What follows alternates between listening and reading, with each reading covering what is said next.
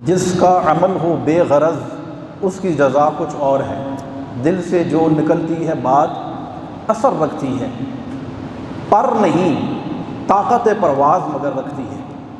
جو بات دل سے نکلتی ہے اور بغیر کسی لالچ اور بغیر کسی غرض سے نکلتی ہے، وہ تاثیر کا تیر بن کر دلوں میں ترازو ہو جاتی ہے۔ انبیاء کرام علیہم السلام کا یہی طریقہ رہا ہے۔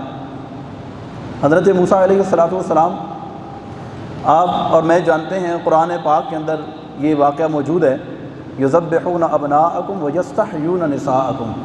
فرعون کو جب یہ پتہ چلا کہ ایک بچہ پیدا ہوگا جو تیرے تخت کو الٹ کر رکھ دے گا، اس نے کہا میں بچہ پیدا ہی نہیں ہونے دوں گا۔ 70,000 بچوں کو اس نے قتل کروایا، 90,000 اس نے حمل گروائے، اس وجہ سے کہ کوئی بچہ جب آئے گا تو پھر میرے تخت کو الٹ دے گا۔ لیکن اللہ کی شان، حضرت موسیٰ علیہ السلام پیدا ہوئے، واقعہ لمبا ہے، میں اختصار کے ساتھ عرض کرتا ہوں۔ تو اللہ تبارک و تعالیٰ نے آپ کی والدہ کو فرمائی کہ اس کو صندوق میں بند کرو، اس کے اوپر ایک سوراخ بناؤ اور اس کو دریائے نیل کے حوالے کر کے پھر ہماری قدرت کے تماشے دیکھو۔ انہوں نے ایسے ہی کیا۔ موسیٰ علیہ السلام، شیر گارگی کا وقت ہے، چھوٹے ہیں، بچے ہیں، صندوق کے اندر رکھا، دریائے نیل کی لہروں کے حوالے کر دیا۔ بہن سے رہا نہ گیا، صندوق کے ساتھ ساتھ دوڑ رہی ہیں۔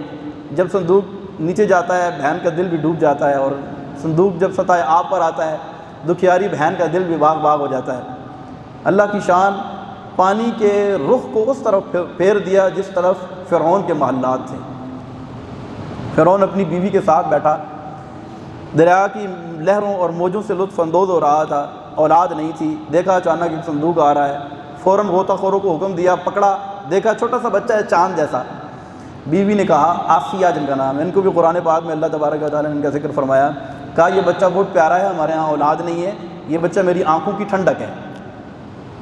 بیوی نے کیا کہا؟ یہ بچہ میری آنکھوں کی ٹھنڈک ہے۔ فرعون نے نہیں کہا یہ میری آنکھوں کی ٹھنڈک ہے۔ بیوی کو اللہ تبارک و تعالیٰ نے بعد میں ایمان کی دولت عطا فرما دی۔ اولاد، علماء کہتے ہیں کہ اللہ کے نبی سے کی گئی محبت کبھی رائے گاہ نہیں جاتی۔ یہ محبتیں رائے گاہ، اگر فرعون بھی کہہ دیتا کہ میری آنکھوں کی ٹھنڈک ہے، اللہ یہ نہ دیکھتا کہ خدائی کا دعویٰ کیا ہوا ہے، اللہ اپنے نبی کی محبت کے صدقے ایمان دے دیتا، لیکن اس نے نہیں کہا، اس کے نصیب مقدر میں نہیں تھا۔ خیر، بچہ حضرت موسیٰ علیہ السلام فرعون کے گھر میں دودھ نہیں پی رہے ہیں، دائیاں آتی ہیں دودھ سے انکار کر دیتے ہیں۔ بہن پہنچ گئی، کہا کہ میری نظر میں ایک دائی ہے، اس کا دودھ بچے بڑی رغبت سے پیتے ہیں، اگر تم کہو تو، کہا لے آؤ۔ حضرت موسیٰ علیہ السلام کی اپنی ماں آئی، حضرت موسیٰ علیہ السلام نے دودھ نوش فرما دیا۔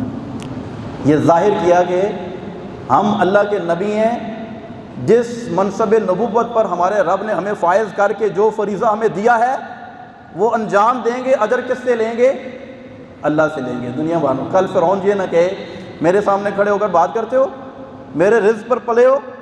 کہا کہ وہ نوبت نہیں آئے گی جب فرعون یہ بات کرے گا تو کہوں گا میاں گھر میں تمہارے پلا ہوں لیکن دودھ اپنی ماں کا ہی پیا ہے۔